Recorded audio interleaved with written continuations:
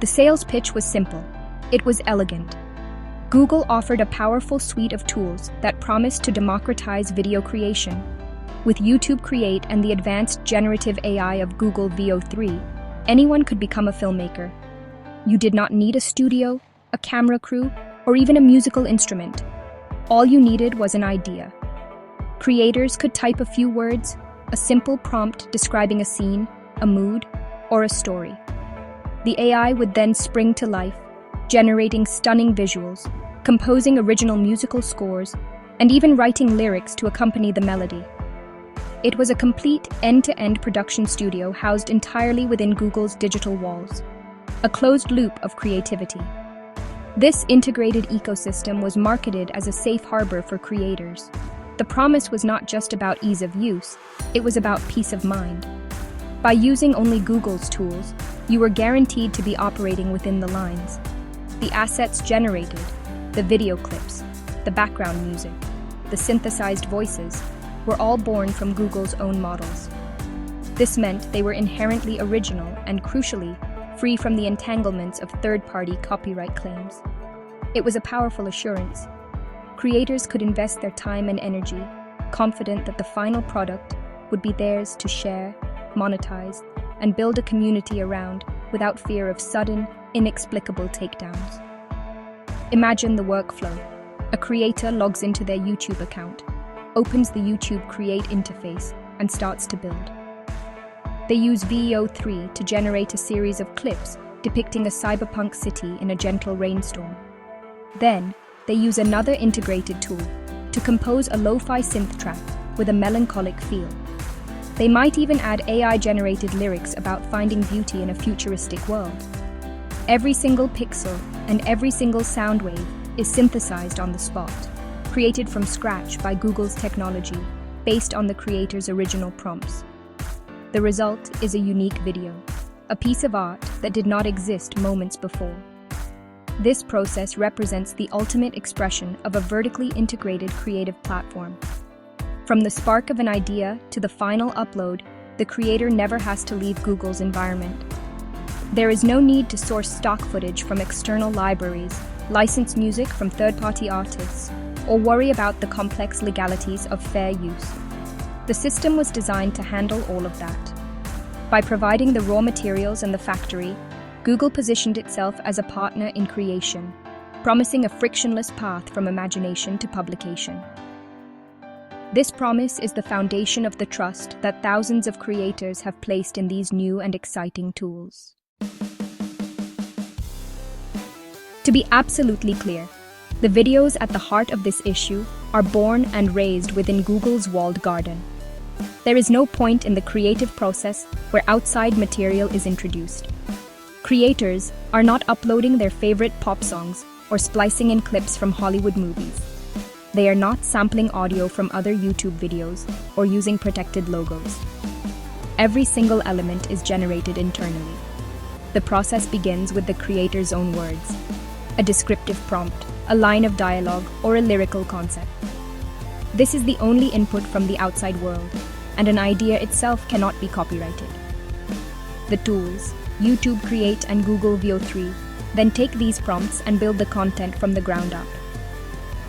If a creator asks for a majestic fantasy landscape with soaring dragons, VO3 does not search a database of dragon images. It uses its training data to generate a new, unique image of a dragon, based on its understanding of that concept. Similarly, if the prompt is for an upbeat 8-bit chiptune track, the AI music generator composes a new melody. It does not copy the theme from a classic video game. The entire video is a product of collaboration between human imagination and the platform's generative capabilities. This self-contained nature is precisely what makes the system so appealing. It removes the burden of copyright clearance that has plagued digital creators for decades. In the past, a YouTuber might spend hours searching for royalty-free music, only to get a copyright claim years later when the licensing terms changed. They might use a public domain image, only to find out it was a derivative work that was still under protection. Google's new ecosystem was supposed to be the solution to this chaos. It offered a clean room, a sterile environment where every asset was guaranteed to be unencumbered by external claims. Therefore, when a video made this way is flagged for copyright, it is a logical impossibility for the creator to be at fault. They have followed all the rules. They have used the tools as intended. They have not introduced any foreign contaminants into the pristine digital environment Google provided. The accusation of infringement is nonsensical because there is no external work to infringe upon. The creator has, in essence, used Google's paint to create a painting on Google's canvas, only to be accused by Google of stealing the paint. It is a system pointing the finger at itself. The moment of crisis arrives in the form of an automated notification. After hours of work, crafting a unique video using only Google's tools, a creator uploads their finished piece to YouTube. They wait for it to process, eager to share their work with their audience. But then, the email lands in their inbox, or a red icon appears in their YouTube Studio dashboard. The message is as cold as it is confusing. Your video has been blocked due to a copyright claim. The video, which was created entirely from original prompts and AI-generated content, is now accused of stealing from someone else. This is where the system's logic completely breaks down. Who exactly is the claimant? The claim often comes through YouTube's own Content ID system, an automated tool designed to scan uploads for protected material. In this scenario, Content ID is effectively flagging content that was generated by its parent company's other tools. It is a case of automated corporate self-cannibalism. The left hand of Google, Content ID, is slapping the right hand of Google, VEO3 and YouTube Create, and blaming the creator who was just holding the pen. It is a bewildering and frustrating experience for the person caught in the middle. The absurdity deepens when you consider the nature of the infringed work. The AI might have generated a musical chord progression that is coincidentally similar to a small fragment of a registered song. Or it might have produced a visual style that vaguely resembles the work of a particular digital artist. The Content ID system, which often operates on blunt pattern matching, sees a superficial similarity and raises a red flag. It cannot comprehend the context. It does not know that the video was made in a closed system where infringement is impossible. It just sees a pattern and executes its command: block the video. For the creator, there is no simple path to resolution. They are faced with a Kafkaesque dispute process, where they must argue that they did not steal content, even though they know no content was there to be stolen. They are forced to appeal to a system that is fundamentally flawed, a system that has wrongly accused them from the start. They are proving their innocence against a charge levied by a machine that has made a mistake. This is not a copyright dispute between two parties. It is a creator getting caught in the crossfire of a company's own malfunctioning, automated internal processes. At the core of this entire mess is a fundamental misunderstanding of what copyright law actually protects. Copyright is not a tool for owning a general idea, a feeling, or a style. It is designed to protect the specific, tangible expression of an idea. You cannot copyright the concept of a detective story set in the future. You can, however, copyright the text of a specific novel about a specific futuristic detective. You cannot copyright the impressionist style of painting. You can copyright a particular painting you created in that style. This distinction is the bedrock of creative freedom. The AI tools at the heart of this problem are trained on vast datasets of existing works. They learn what a sad song in a minor key sounds like by analyzing thousands of such songs. When a creator asks for a new sad song, the AI uses this learned knowledge to generate a new composition. This new song might share characteristics with its predecessors. That is what makes it a sad song in a minor key. But it is not a copy. It is a new expression of a general idea. An AI generating a piece of music in the style of Bach is no different from a human music student composing a fugue in the style of Bach. It is an exercise in style, not an act of theft. When YouTube's Content ID system flags one of these AI-generated videos, it is making a category error. It is treating a stylistic similarity as a direct copy. It might detect a 4-chord progression that happens to be popular in thousands of pop songs and incorrectly flag it as infringing on one specific song. It might see a visual filter that mimics a vintage film look and mistakenly associate it with a copyrighted film. This is not how copyright is supposed to work. If we allowed companies to claim ownership over basic musical building blocks or common visual aesthetics, creativity would grind to a halt. This principle is vital. It allows artists to be inspired by one another, to build on what has come before, and to participate in shared cultural genres. Blues musicians can all use a 12-bar blues structure without suing each other. Romance novelists can all write stories about two people falling in love without fear of litigation. The AI tools from Google are simply participating in this same tradition, generating new works within established genres and styles.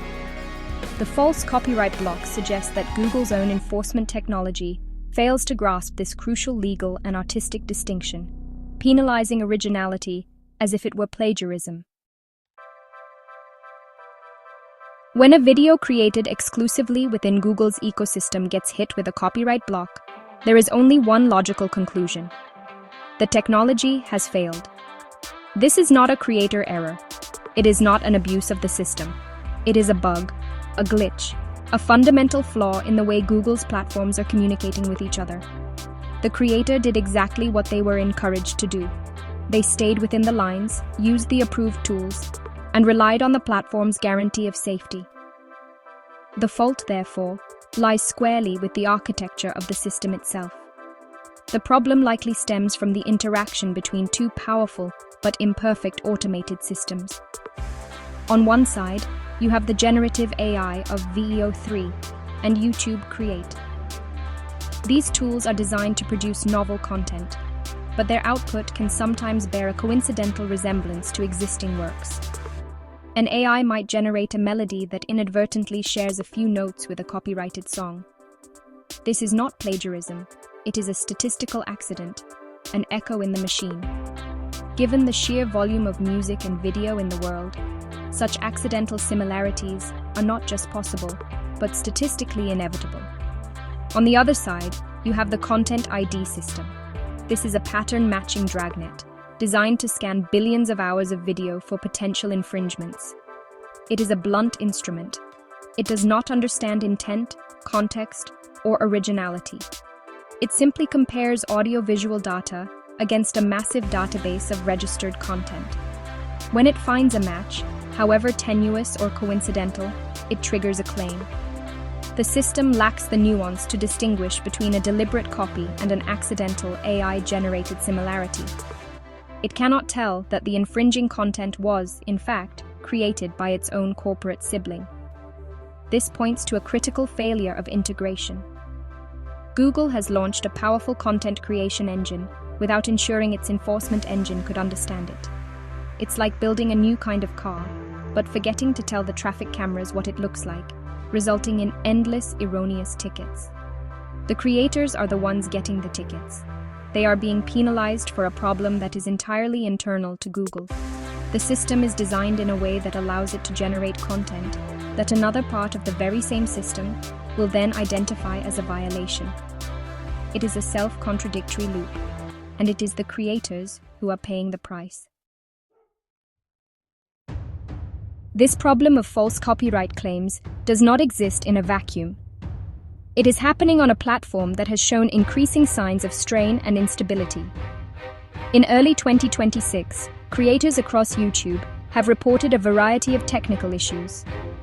There have been unexplained delays in video processing, where uploads get stuck in pending for hours or even days. We have seen widespread outages where entire portions of the site become inaccessible. Analytics are slow to update, and the real-time viewer counts often freeze. These are symptoms of a system under immense pressure. This broader context of platform fragility is important because it makes automated errors more likely. When a system is overloaded, its delicate processes begin to fail. A stressed server might misread a data file. A processing queue that is too long might time out and lead to corrupted outputs. In this environment, it is easy to see how the already blunt instrument of Content ID could become even more error-prone. A slight lag in data transfer could cause the system to misinterpret an audio waveform, leading it to find a match where none exists. Think of it like an overworked and exhausted security guard. A well-rested guard might carefully check an ID, notice the details, and correctly identify a person. But a guard who has been on duty for 24 hours straight is more likely to make a mistake. They might glance at an ID, see a vague resemblance to a photo on a watch list, and sound the alarm without a second thought. YouTube's automated systems are that tired guard. The ongoing technical glitches suggest the platform's infrastructure is running hot, increasing the probability of false positives from systems like Content ID.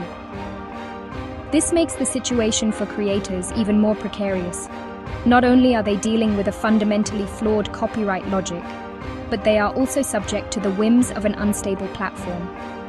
Their original work might be flagged not just because of a design flaw, but because of a random server error or a data processing bottleneck that occurred at the exact wrong moment.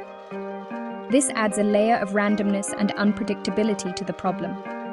It means that a video that passes through the system without issue one day might be blocked the next, simply due to the platform's fluctuating performance. For the individual creator, being caught in this technical crossfire is more than just an annoyance. It has real consequences. A copyright block can prevent a video from being seen by anyone, effectively erasing hours of creative work.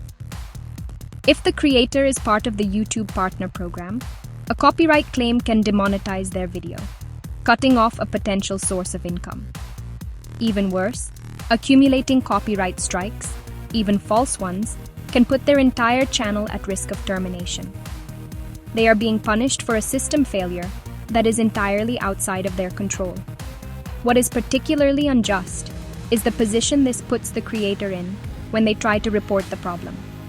When they follow the official channels to dispute the copyright claim, they are often met with automated responses and dead ends. They are essentially telling Google that its own system is broken, but the system they must use to report this is itself part of the broken machine. It creates a feeling of helplessness. The creator knows they are innocent, but they are up against a faceless, automated bureaucracy that is designed to assume their guilt. This can create a chilling effect on creativity and honesty. If creators learn that using Google's new AI tools puts them at risk of false copyright strikes, they will simply stop using them. The grand promise of a democratized creative ecosystem will wither on the vine. Furthermore, creators may become hesitant to speak out about these issues for fear of being seen as problematic by the platform. They worry that drawing attention to Google's technical failures might somehow put their channel under greater scrutiny or lead to some form of algorithmic retaliation. This is the opposite of how a healthy platform should function. Creators who identify and report bugs should be treated as valuable partners who are helping to improve the system for everyone. They are the canaries in the coal mine, providing essential feedback about what is going wrong. Instead, they are being penalized. They lose views, they lose income, and they live with the stress of potentially losing their entire channel, all because they trusted Google's promise and used its tools exactly as they were intended. Punishing your most engaged users for your own technical shortcomings is a disastrous strategy. The current situation is untenable. It is unfair to creators, and it undermines the credibility of Google's entire creative ecosystem. The solution cannot be to tell creators to navigate a broken appeals process or to simply accept that their original work might be randomly blocked. The problem is not with the creators, it is with the system. Therefore, the responsibility for fixing it lies entirely with Google. A comprehensive, transparent, and immediate response is needed to address this fundamental failure of technology and trust. The first step must be a full-scale internal audit. Google needs to launch a thorough investigation to understand exactly why this is happening. Engineers from the YouTube Content ID team, the Google VEO3 team, and the YouTube Create team need to come together and map out the precise points of failure. Is the generative AI creating content with specific digital watermarks that are being misread? Is Content ID using an overly aggressive matching algorithm that is not suited for AI-generated material? Where is the breakdown in communication between these systems? The audit must be forensic and deep. Once the root causes are identified, Google must implement a technical fix.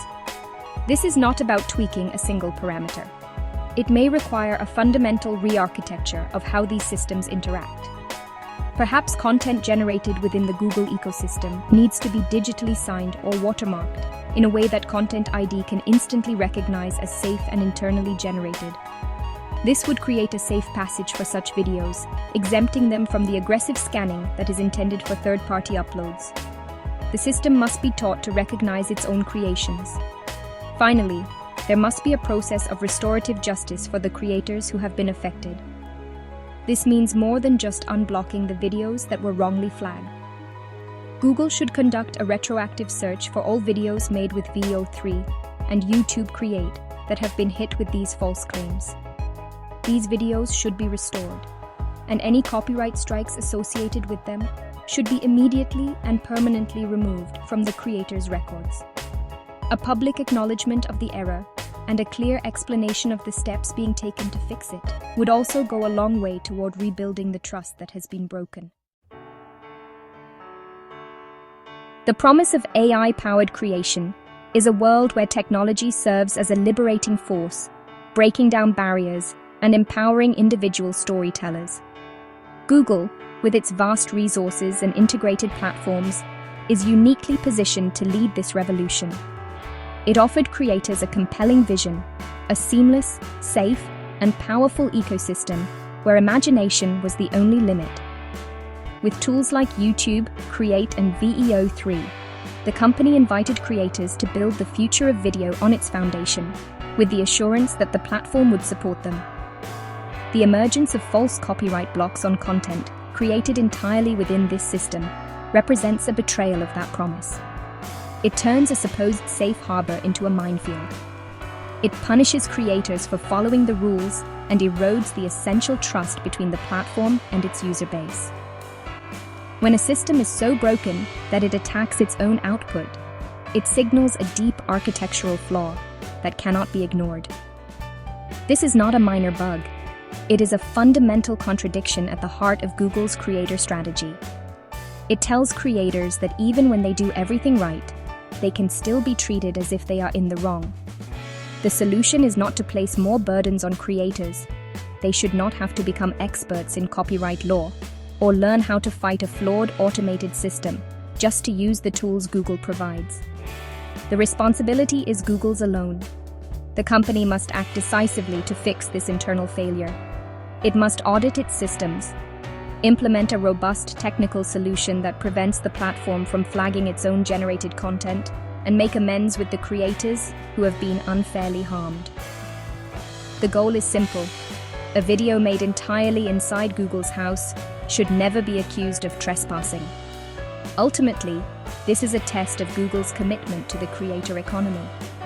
Is it a reliable partner dedicated to fostering creativity, or is it a chaotic and unaccountable machine that penalizes its users for its own mistakes? By taking swift and transparent action to resolve this issue, Google can reaffirm its promise and restore faith in its ecosystem. Failure to do so will send a chilling message to creators everywhere, that even in the most controlled digital environment, they are never truly safe from the ghost in the machine. The time to act is now. Fix the system. Restore the videos. Rebuild the trust.